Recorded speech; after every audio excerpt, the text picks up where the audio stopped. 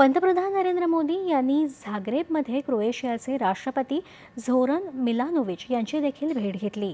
दोन्ही नेत्यांनी द्विपक्षीय संबंधांच्या विविध पैलूंवर चर्चा केली। लोकशाही, कायद्याचं राज्य आणि आंतरराष्ट्रीय शांतता आणि स्थैर्याच्या सामायिक ध्येयावर आधारित दोन्ही देशांमधील घनिष्ठ आणि मैत्रीपूर्ण संबंधांबद्दल त्यांनी वचनबद्धतेचा पुनरुच्चार केला।